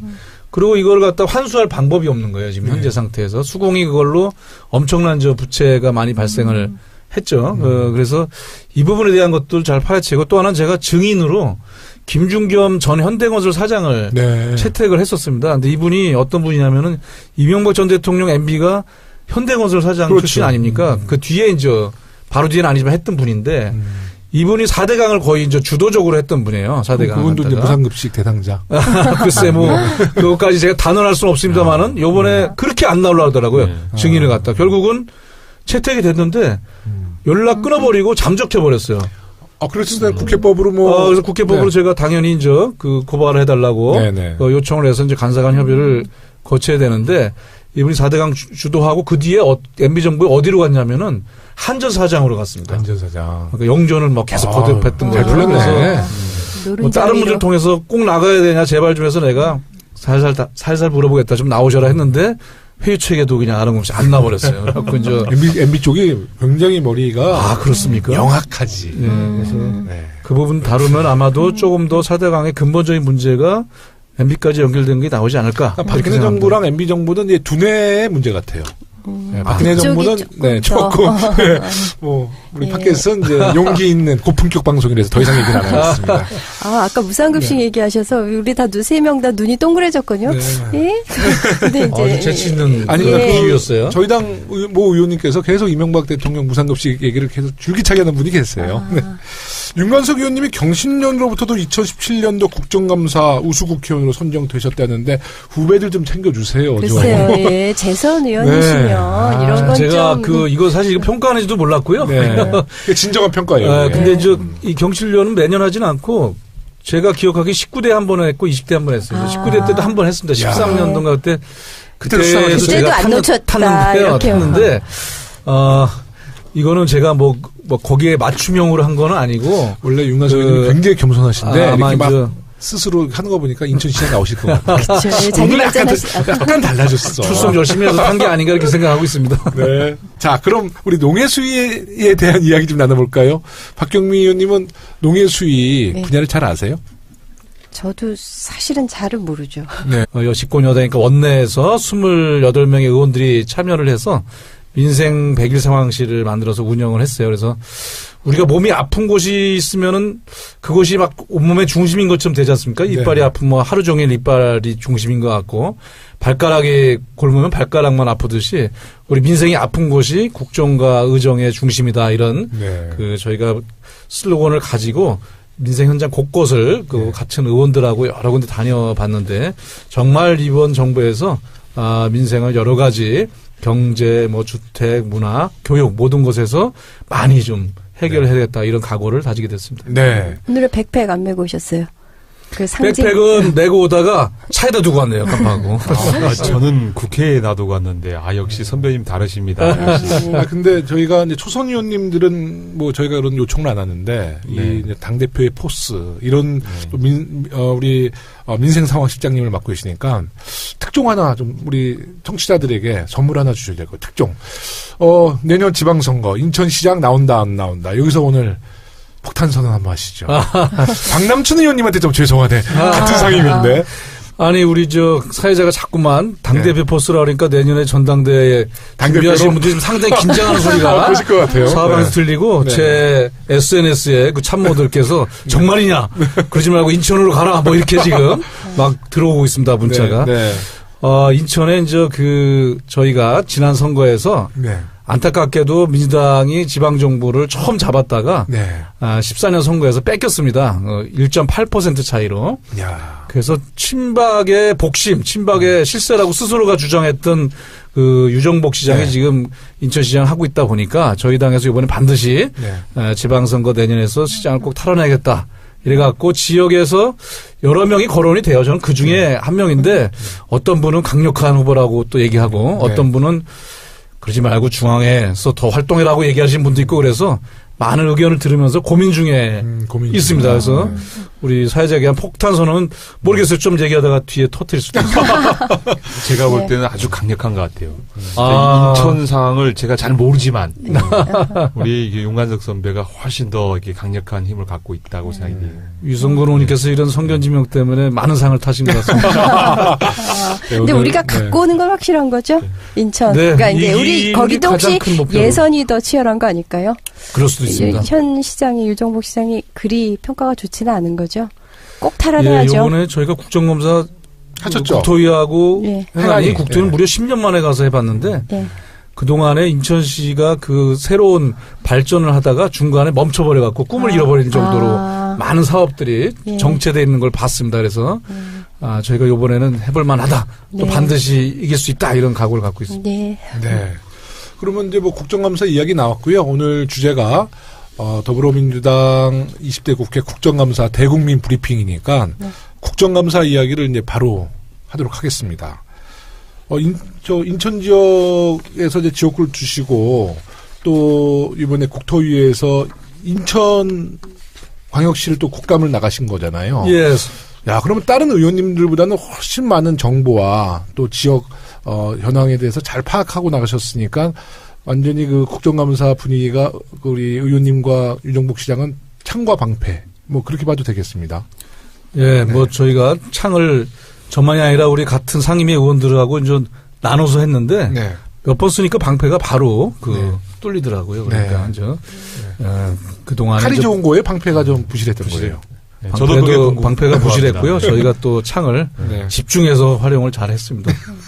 총을 들고 간 건 아니고요. 아닙니다. 그 정도는 아니었습니다. 그래서 얼마나 세게 하셨는지 유정복 시장이 국감 끝나자마자 이제 국토위하고 저희 행안위하고 그 다음 날 기자회견을 자청해가지고 기자들을 불러가지고 국정감사에서 거론됐던 모든 이야기에 대해서 하나하나 반박을 하는 거예요. 다시 말해서 이건 국정감사를 인정할 수 없다. 뭐 이런 분위기였어요, 사실. 네. 행안위도 저희가 한 뒤에 저희가 23일 날 했는데 그렇죠. 27일 날 했는데 또 행안위 할 때는 제가 세게 했어요. 우리 김용원이 세게 한 데다가 또 자유한국당이 그때 마침 공교롭게도 보이콧을 한 날이었어요. 너무 좋았어. 좋죠. 전혀 수비가 없는 무방비 상태에서 막 그냥 창을 가지고 진군하셔갖고 골키퍼가 그렇습니다. 열심히 남으신 더욱더 아마 좀 아팠을 거라고 생각을 합니다. 근데 정말 그 자유한국당이 이제 국가 보이콧하고 불참았는데 너무 좋은 거예요, 분위기가. 그렇죠. 어땠어요? 너무 작년에도 첫 일주가 그랬잖아요. 네. 저희들도 마찬가지로 동해시도 마찬가지로 이제 저희들만 국감을 진행해서 정말 질의 충분히 하고 뭐 10분씩 했습니다. 10분씩 3번. 네. 야, 충분히 하고 우리가 질문할 거 다 질문하고. 돌아오셨는데 피켓 들고 돌아오셨더라고요. 그래서 왜 왔냐고. 좀 더 쉬시지 이런 얘기했습니다. 저희는 자유한국당이 거부하던 날 그날 안타깝게도 현장 실사를 갔었어요. 그래서 진천으로 선수촌이 옮겼거든요. 태릉에서. 그래서 거기 가고 그다음에 평창 방문하고 그랬었는데 그날이 질의하는 날이었으면 정말 신났을 텐데 참 아쉬웠습니다.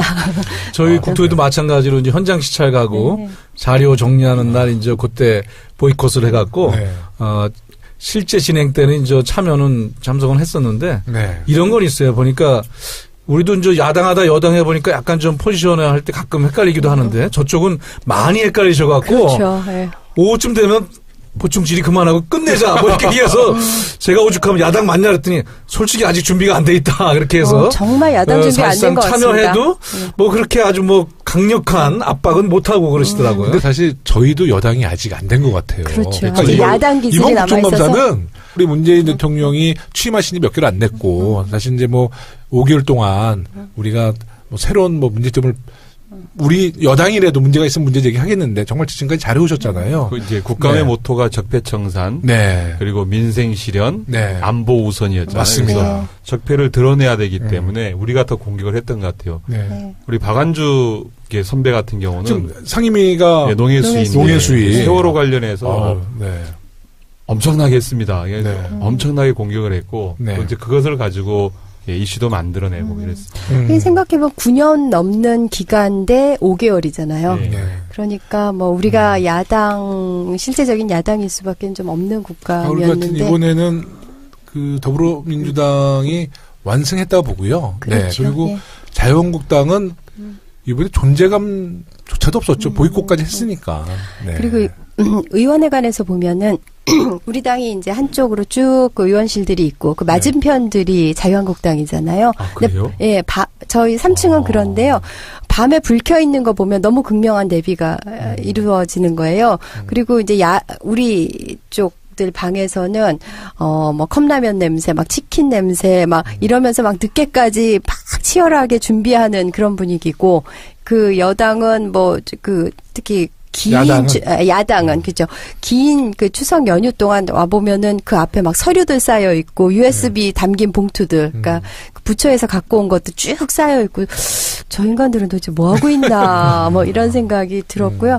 저희는 그 종합 감사할 때 밤 9시 반인데 저희 12명이거든요. 교문이 더불어민주당 여당이 12명 쫙 앉아 있고 자유한국당 11명 중에서 2명 앉아 있고 그래서 저희가 그 증거 사진을 찍어 가지고 SNS로 광범위하게 돌렸죠. 잘하셨습니다. 12대2. 일단은 이제 윤관석 의원님에게 좀 집중 이제 질문을 좀 하겠습니다. 우리 국토위에 대한 이야기인데요. 이제 국토위의 가장 큰 이슈가 주택 문제일 텐데요.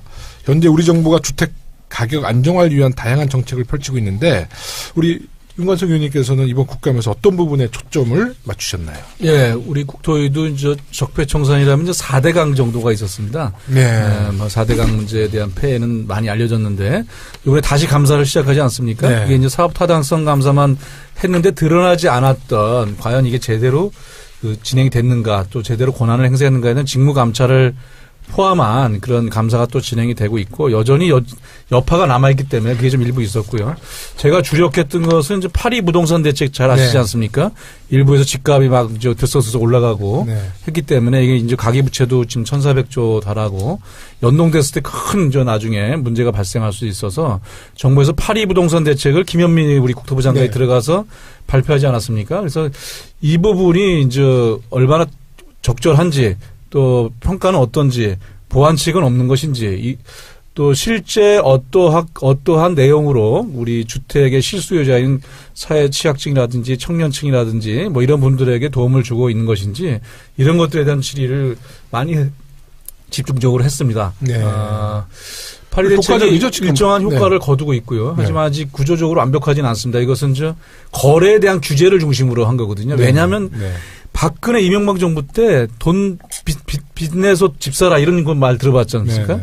그런 식으로 집을 하나의 우리 국토부 김현미 장관이 취임사 얘기했던 국민의 집을 국토로 한 것이 아니라 네. 하나의 투기 수단으로 또는 시장 경기의 조절 수단으로 이걸 사용하다 보니까 엄청난 문제가 많이 쌓여 있었습니다. 그러다 보니까 규제를 일단 좀 집중적으로 요번에 문제를 삼았던 것이고, 그러나 보다 근본적으로는 수요 공급의 법칙에 의해서 네. 적절한 공공주택들이 싼 값에 공급이 많이 돼야 됩니다. 근데 네, 그렇죠. 그런 것들 공공주택은 또 굉장히 공급이 부족해 왔었거든요. 네. 그래서 이 포함한 대책까지가 보완이 돼야지만 좀 더 확실하게 시장이 안정될 것 같은데, 이것이 정부에서는 지금 주거복지 로드맵이라고 해서 준비를 하고 있어요. 11월 달에 발표한다고 했기 때문에 기다리고 있는데, 거기에 청년층이라든지 신혼부부라든지 뭐 취약계층에 대한 대책들을 좀 담아라. 네. 뭐 이런 주문들을 많이 하는 그런 국정감사를 일단 주택 문제에서 집중해서 했습니다. 두 번째는 교통인데, 아시다시피 교통은 지금 요즘 안전 문제가 많이 나오지 않습니까? 그렇죠.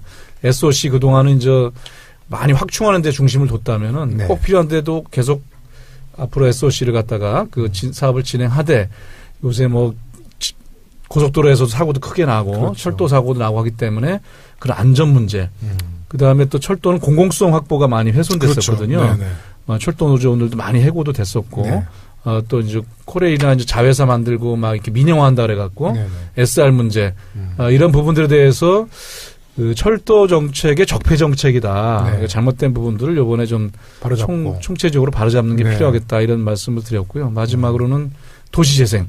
이번에 50조에 걸쳐서 도시재생 한다 그래서 적절한 규모, 옛날처럼 대규모 개발한 다음에 사는 사람들 다 쫓겨나고 젠트리피케이션 같은 거 생겨버리고 이런 게 아니라 규모가 적정하면서도 살던 분들이 거기서 방송 더불어민주당 서울시당 공식 팟캐스트 서당캐 28번째 방송을 시작하겠습니다. 와.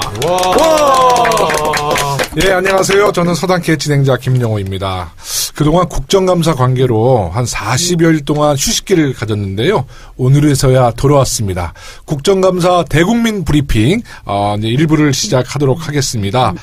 복귀 첫 방송 저와 함께 오늘 방송을 이끌어 주실 진행자 라고 얘기하면 주로 이재정 의원님을 떠오르겠지만 이재정 의원님이 호시탐탐 저의 자리를 노리기 때문에 우리 제작진에서 잘랐습니다. 오늘 우리 더불어민주당의 천재소녀 박경미 의원님 모셨습니다. 안녕하세요. 네, 천재 아줌마 박경미입니다. 천재소녀 같아요. 예, 얼굴은. 반갑습니다. 예. 네, 오랜만에 인사드립니다. 예, 우리 복귀 첫 방송 함께 해주셔서 감사하고요. 초선으로서 이제 국정감사가 두 번째인데요. 첫 번째 국감과는 어떤 차이가 있었나요? 네, 작년 국감은 정말 얼떨결에 치렀는데, 아시다시피 제가 이제 교문이다 보니까, 가장 핫한데. 최순실 게이트의 진원지였죠. 가장 핫한 그런 상임위에서 이제 하도 트레이닝을 강하게 받다 보니까 올해는 너무 자극이 없는 좀 밋밋한 뭐 그렇긴 했는데요. 여당 됐으니까. 예, 여당 됐기도 했고요. 그렇지만 대형 이슈가 없어서 차라리 차분하게 정책 질의를 할 수 있었다는 게 또 장점이기도 했습니다. 네, 우리 박경미 의원님이 지난해만 해도 이 눈빛이 좀 소녀의 눈빛인데 1년 지났는데 눈빛이 아주 예리해졌어요. 그때 그 사람 같지 않아. 관찰력이 아주 뛰어나세요. 네, 또 오늘 국감 얘기에 사실 우리 당의 에이스 의원님들만 모셨거든요. 특별 초대 손님 두 분을 모셨어요. 먼저 소개해드릴 분은 국회에서 가장 먼 거리의 지역구를 가지고 계신 분입니다. 제주도에서 풀뿌리 민주주의를 실현하면서 20대 총선을 통해 중앙정치무대까지 오르신 제주 서귀포의 핸섬보이 위성곤 의원님 모셨습니다. 안녕하세요. 예, 안녕하세요. 반갑습니다. 인사는 그래도 제주도 말로 한번 해주시죠.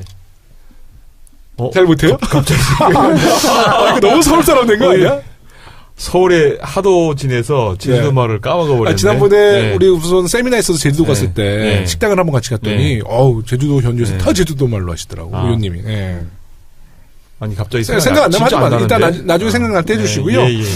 원래 이제 지역을 기반으로 한 시민운동가 그리고 도의원도 3선을 역임하셨어요. 네, 풀뿌리 민주주의 확장을 위해서 정말 가장 이상적인 코스를 밟아왔는데요. 정치의 꿈을 어릴 적부터 갖고 계셨어요? 어릴 적부터는 아니고요. 네. 이제 대학 다니던 시절에 학생운동을 하면서 정치에 관심을 가졌고, 그리고 나서 이제 지난 2006년도에 지방에 진출을 하면서 정치를 하게 됐습니다. 세상을 바꾸고 싶은데 그것만큼 잘 안 되네요. 제주도는 많이 바뀐 것 같아요. 제주도는. 제가 많이 바꿨죠. 네, 그러니까요. 삼선 도의원, 현역 국회의원 하면 정말 많은 부분을 아마 개혁하셨을 거고 또 바꾸셨을 거라고 생각합니다. 아마 뭐 국정감사 등등 거의 모든 상을 다 휩쓰셨죠. 네. 지난해는 그랬고요. 올해는 어떻게 될는지 모르겠습니다. 그래서 동료 의원들이 되게 싫어해요. 네, 저도 국감을 탁 뭐 자기가 이제 독식을 하니까 좋아하겠어요. 사실 그 촌에서 올라왔으니까 최남단에서 왔으니까 많은 분들이 이제 그 부분을 예쁘게 봐줘서 도와준 거라고 생각을 합니다. 근데 제가 한 가지 궁금한 게 지역구가 제주도면 그래도 이제 제주도 서귀포잖아요. 네. 서귀포. 국회 왔다가 제주는 제주대로 있죠. 서귀포시. 지역구는 서귀포시. 이걸 굉장히 강조하시는데 근데 국회 와서 지역구 근데 주로 일주일에 지역구는 주로 얼마나 한 번씩 내려가세요? 금기월내라고 합니다. 누구처럼 뭐 금기월내. 금기월내 하시는데 저희들도 이제 금요일 날 저녁에 내려가서 비행기 타세요? 예, 비행기 타죠. 그럼 마일리지가 보통이 아니겠는데? 보통이 아니죠. 네. 그 마일리지 싸가지고 하와이 갔다 오시고 막 그러는 거 아니에요? 앞으로 고민해봐야죠. 예. 그 얘기는 좀 나중에 하고요. 이제 진짜 또 우리 두 번째 특별 손님, 아마 지금 다 초선 의원님이시지만 이제 우리 이 특별 게스트 이분께서는 재선 의원님이신데 약간 이 스타일은 약간 중진 의원님 같으세요. 네. 당 대표의 포스. 이거 당 수석 대변인도 하셨고, 인천시장으로 좀 인천 기반을 그냥 딱 확보하고 계시고요. 현재 우리 당의 민생 상황실장을 맡아 민생 지킴이로 활약하고 계신 인천 남동 의뢰 윤관석 의원님 나오셨습니다. 예, 안녕하세요, 여러분. 인천의 윤관석 의원입니다. 반갑습니다. 목소리가 당대표야. 네. 우리 초선과 다르잖아요. 네, 배고파서 일부러 크게 해봤습니다. 예, 인천 지역에서 노동시민운동가로 시작해서 지금은 정부 여당의 민생 상황실장을 맡고 계신데요. 요즘 민생을 위해 하시고 싶은 일이 정말 많으실 것 같아요. 또 야당 때와는 또 다르잖아요. 예, 그렇습니다. 우리 사회자가 아까 두 번째 국감이 어떻게 바뀌었냐, 20대 국감이 이 역할, 게임 체인지가 좀 된 거죠. 그래서 야당의 역할에서 여당의 역할로 왔는데, 물론 지난 시기에 박근혜 정부 한 것도 적폐도 있고 하기 때문에 아직 섞여 있습니다만은, 그동안에 민생이 너무나도 무관심하게 소외돼 버렸기 때문에 지금 저희가 새로운 정부가 출범하면서 여당 의원으로서 민생을 챙겨갈 게 정말 많을 것 같습니다. 그래서 대통령께서도 문재인 대통령이 상황실에 100일 일자리 상황실을 만들었지 않습니까? 그래서 저희 당에서도 아니 우리 이번에 농해 수위가 가장 좀 관심이 주목됐던 것이 지난 추석 연휴 당시에 국민들을 오싹하게 만든 부사당의 잠입한 불개미. 잠입한. 그 방역에 대한 국민적 관심사가 굉장히 높았거든요. 네, 매우 높았죠. 네. 부산항에 이제 9월 28일에 이제 불개미가 나타나게 되는데요. 입국 날짜까지 알고 있네요. 불개미들의 입국 날짜도. 입국은 그 전이고 입국해서 살고 있는 모습을 포착한 때가 9월 28일입니다. 무려 이제 1000여 마리가 죽고 여왕벌은 찾지 못한 상황이 되어 있는데요. 그 이제 불개미가 물면 죽는다지 않습니까? 그래서 매우 이제 유해한 해충인데 이런 유해한 해충이 많이 지금 우리나라에 들어와 있어요. 그래요? 해외 해충이. 1년에 지난해만 해도 보면 1만 한 3천 건 정도가 여행자들이 들어올 때 이제 가지고 있는 물품 중에 이런 것들이 발견이 됐습니다. 1만 3천 건이요? 네, 1만 3천 건. 야, 다양한 형태로 있는 거죠. 지금 붉은 불개미가 있는 게 아니라 과거에 있었던 황소개구리 아시죠? 네, 알죠. 뭐 이런 것들이 유해 병해충인 거죠. 황소개구리를 어떻게 황소개구리를 가져올 때는 처음에는 식용 겸해서 가져와서 무단 방류를 하다 보니까 그게 이제 식생을 파괴했고 그 다음에 이제 동식물로는 유해 동식물로는 또 붉은 귀 거북이. 네네. 거북이 있잖아요. 네. 작은 거북이. 네. 이런 게 제가 키우고 있는 것 같은데. 아, 그래요? 네. 키우면 안 돼요. 네. 그리고 방류하면 안 되고 그걸 이제 방생한다고 해서 거북이를 방생사업을 하면서 이렇게 했고 병해충인 경우는 뭐 이제 붉은 불개미라든가 네. 아니면 뭐 과수 화상병 네. 뭐 여러 가지가 있습니다. 네. 이런 것들이 있고요. 그리고 1년에 이제 2012년부터 지금까지 483헥타 네. 축구장 676개 정도 되어지는 면적에 피해를 발생시켰습니다. 엄청나네요. 그러니까 네. AI와는 좀 다른 거죠. 다른 거죠. 예, 병해충은 다른 거죠. 그렇게 많이 AI는 이제 전염병이고. 전염병이죠. 예. 네. 그리고 이제 그런데 이제 봤더니 전체적으로 이걸 검역하고 있는 인천, 세관, 또 인천, 부산 항만 네. 이런 네. 것들이 있는데 여기서 이제 검역 체계가 네. 조금 제대로 돼 있지 못한 문제 그리고 검역 인력이 네. 부족한 문제들을 발견할 수 있었습니다. 우리 농업 문제를 좀 크게 말씀을 드리면 농업은 위기입니다. 네. 뭐 우리 의원님들 매일 밥 드시잖아요. 국도 드시고 네. 거기에 고기도 있고 네. 쌀도 있고 미역도 있고 다 있는데 조개도 있고 네. 이게 사실은 농해수위가 하고 있는 일인데 이 산업 위기가 네. 이제 개방농정 네. FTA를 하면서 사실은 이렇게 어려움에 처하게 됐죠. 그렇죠. 지금 뭐 농업 인구는 지금 250만. 네. 지난 10년 동안에 100만의 인구가 사라졌고요. 그리고 농촌 고령화율은 이미 30%가 넘었고. 그렇죠. 그리고 농가 부채는 저희 제주인 경우는 네. 부채만 가구당 6,500만 원이 넘어서고 있습니다. 네. 예, 그런데 도시와 농촌 간의 소득 격차는 도시 근로자의 평균 임금에 비해서 70%밖에 되고 있지 못하죠. 네, 그래서 네. 젊은이들이 농촌에 오지 않고 농촌을 떠나고 있어서 그런 네. 문제가 있고요. 이제 주요 이번 국감을 하면서 네. 현안은 저는 역시 그 문제 좀 많이 말씀해 주셨으면 좋겠어요. 그 살충제 계란파도 예. 한때 정말 그 뉴스를 휩쓸었던 맞아요. 건데, 근데 우리나라가 워낙 대형 사건들이 많아서 벌써 꽤 지난 과거같이 여겨지지만은 정말 먹거리 안전에 방점을 찍은 사건이었잖아요. 네. 그 이번 국감에서 당연히 다뤄졌었죠. 예, 다뤄졌죠. 예. 사실은 뭐 살충제 계란으로 뜨신 분은 이제 서울시당에 존경하는 기동민 의원이 제일 떴죠. 네, 기동민이요. 네, 기동민 의원께서 지난해 네. 이렇게 식약처 국감에서 네. 이 문제를 지적을 했습니다. 지적했었죠. 살충제의 이제 피프노론이라고 네. 비펜트린에 대해서 지적을 했는데 식약처도 관리를 안 했고 농림부도 그것에 대해서 관심이 없었죠. 네. 그러다가 결국은 살충제 계란이 나타나게 됩니다. 그 살충제 계란을 통해서 이제 점검을 했더니 실제 계란의 유통 체계가 매우 문제가 있고 그걸 검사하는 검사 시스템도 붕괴되어 있다는 사실을 확인했습니다. 그렇죠. 우리 그 서당캐 자주 나오시는 우리 김영건 김영건 의원님이 예. 그 당시에 그 살충제 예. 그 계란 파동에 대해서 특집 방송도 했었어요. 예. 네. 예. 우리 이제 김영건 의원님이 이제 그 분야의 네. 전문가시죠. 김영건 의원님은 이제 서당캐에서 흥부 국회의원이라고 제가 흥부요? 너무 착하고 약간 농민의 얼굴에 아니, 너무 착해. 그분은 놀부예요. 아 그래요? 소가 몇 마리 있는데. 소가 뭐 제가 한 8마리 됐다고 그래요. 그러니까 8마리, 예전에 200마리 있었는데. 네, 놀부. 좋다. 아니, 흥부가, 소가 그렇게 많은 사람이 맞아. 흥부가 돼도 그 돼요? 생각 못했네. 얼굴은 흥부인데. 뭐 착한 사람이라고 하는 건 네. 동의하지만 알겠습니다. 저는 흥부라는 데는 동의할 수 없습니다. 알겠습니다. 제가 이제 쌈 한번 붙이겠습니다.